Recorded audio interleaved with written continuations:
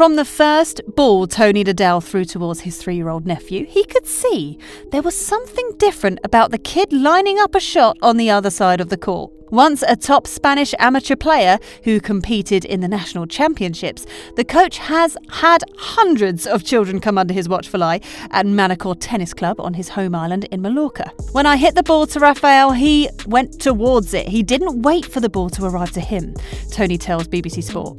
Normally, when I sent a ball towards a small kid, he stood and waited until the ball arrived to him. But my nephew, he went looking for it. For me, this was special. That assessment proved to be right. Rafael Nadal was a special talent, and with Tony shaping him as a player and a person, the 35-year-old has gone on to prove it. No player in history has won more Grand Slam men's singles titles than Nadal. But what is the real story of Rafa Nadal and his relationship with his uncle? In short, there were lots of rules, but here we are going to discuss them and why it moulded Nadal into the champion we see today. The King of Clay, Rafael Nadal, was born 3rd of June 1986 in MANACOR on the Spanish island of Mallorca. Rafa's father, Sebastian, is a businessman, and his mother, Ana Maria Pereira, once owned a perfume shop, but gave it up to raise Rafa and his younger sister, Maria Isabel. Nadal's grandfather, also called Rafael, was a musician and a retired director of the town orchestra. Rafa's uncle and coach, Tony, was born 17th of February 1960 in MANACOR. As a child, he swam and excelled at soccer and table tennis, at which he was junior champion of the Balearic Islands. Age 12, he attended the Masters tournament in Barcelona, where he watched Ilia Nastase, who became his idol. Age 14, he began playing tennis seriously, and as a senior, was ranked in the top 30 players in Spain. At his father's request, he studied history at university in Barcelona, but dropped out due to his lack of interest. Having qualified as a tennis coach, he returned to Mallorca and began teaching. Rafa first attended the club at MANACOR, which is situated across the street where he lived, and hit his first few shots with his uncle when he was 3 years old. Age 4, he began playing there twice a week, usually in a group. Tony said that initially his nephew found tennis boring, and Rafa himself said that being in a group helped him greatly. As if it had just been him and Tony, it never would have lasted. In his 2011 autobiography, Rafa stated that Tony deliberately picked on him during the sessions, shouted at him rather than the other kids, and making him be the one who picked up the balls and swept the courts afterwards. At these ages, Rafa could play tennis equally well with his left or right hand, and played his ground shots double-handed on both sides. Tony advised Rafa he should play left-handed, as he thought that was his stronger hand. Rafa eats, throws, plays golf, basketball and darts right-handed, but is left-footed at soccer. For the next few years, although Rafa played tennis, he was far more interested in soccer. One of his uncles, Miguel, the former beast of Barcelona, had played professionally for Real Mallorca and Barcelona, and represented the Spanish national side 62 times. By age 7, Rafa was training 5 times a week, every week, for an hour and a half. At age 8, won the Balearic Islands 12 and under regional title. Realising Rafa's potential, and with the family's financial backing, Tony then began training him seriously. In the very early days of their time together on court, when Nadal was still part of the wider group, he would be treated differently by his uncle. But this was no case of nepotism. The young Rafael, described by Tony as mild-mannered and quiet at that age, used to get annoyed by what he felt was overly tough treatment. I demanded a lot from Rafael because I cared a lot, says Tony. Nadal's mother, Ana Maria, recalls how her son used to arrive home from training in tears, but wouldn't reveal what was upsetting him. Once, he told her Tony had called him a mummy's boy, and she wanted to confront her brother-in-law. Nadal insisted she shouldn't make a fuss and asked her to keep quiet to avoid making things worse.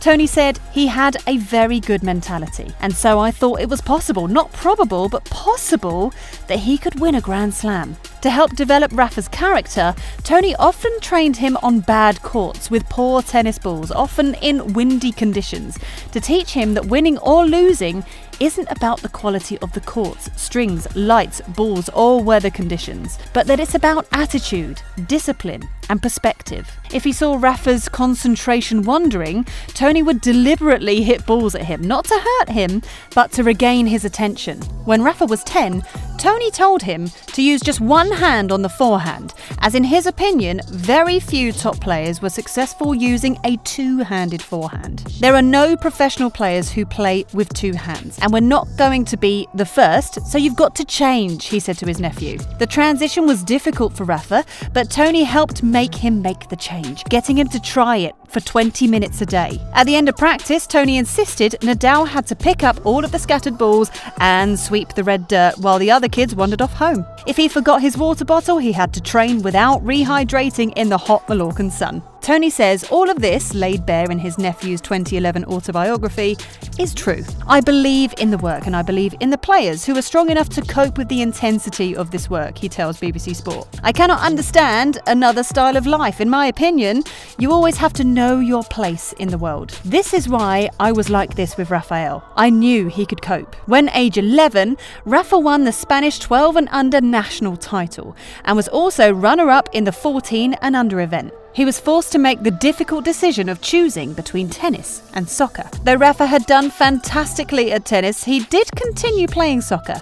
His father claims he could indeed have made a good professional player and was outstanding left-sided forward. However, age 11, a new soccer coach took over the running of Rafa's team. Unlike the previous coach who had allowed him to miss training and just play matches, the new coach demanded Rafa took part in all the team's practice sessions, if he were to be included in the team at weekends. Rafa, who by this time was training 4 hours a day and travelling all over Spain and Europe to compete, chose tennis, a decision he has never regretted. After winning the Spanish 12 and under national title at a small gathering to celebrate the success, Tony dampened the mood by reeling off the names of the past 25 winners. He'd called the Spanish Tennis Federation to obtain them, posing as a journalist. Nadal had only heard of 5, those who had gone on to play professionally. Tony, apparently with a sense of triumph, insisted it highlighted his point. He only had a 1 in 5 chance of doing the same. In his autobiography, Nadal explains how a homecoming party was organised by one of his godmothers with a banner featuring a message that was supposed to be celebrating and deflating at the same time. Nadal never got to see it. Tony whipped the banner off the wall, rollicked the godmother, stopped the youngster from going into the party and called him in for training at 9 a.m. the next day. I wanted him to know that everything he achieved at that age was not very important in terms of the bigger picture, Tony says. I wanted to dampen the expectation. I wanted him to know it was only a little step. If he wanted to progress, he had to continue to work very hard. Nadal's father, Sebastian, Tony's brother, sometimes wondered if his younger sibling was pushing his son too hard. His wife also had reservations. Outside their inner circle, some people, looking back through the lens of almost 30 years of time and changing attitudes about welfare in sport, might question Tony's methods. In his book, Nadal revealed how he felt his uncle contributed to him being more insecure, but in the passage that follows explores this idea only in a sporting context, suggesting there were times when he played beneath himself. Tony says he was only wanting the best for his nephew. I was hard on him, but not strict, he adds. I was tough for his greater good. There were not too many family disagreements, he says, and Sebastian and Anna Maria certainly did appreciate how important Tony was to their son's hopes of becoming a professional tennis player. Nadal himself, even at such a young age, knew the partnership with Tony was special and was also reluctant to leave for the Spanish mainland. I did not want to leave home, and I'm glad I didn't look back, he said in his 2011 book, Rafa, My Story, which was written with British author John Carlin. Even though Tony was grating on my nerves, I knew I had a good thing going with him, because Tony was right.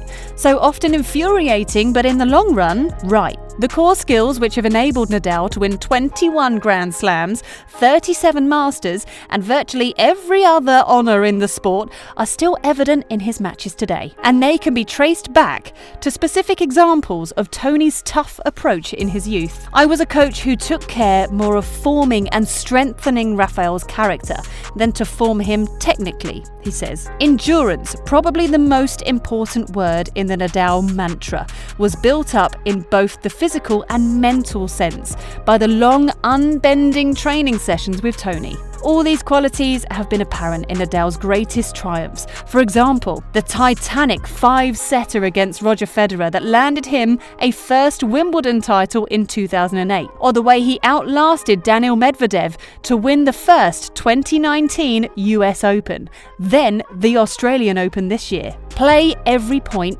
as if it's your last, Tony says, is the message he drilled into his nephew. And for anyone who thinks Tony was tough on Rafa, we'll leave the final words to the record Grand Slam holder. From all the haranguing I got from Tony, I am not one of those athletes whose life stories are about overcoming dark beginnings in their rise to the top. I had a fairy tale childhood.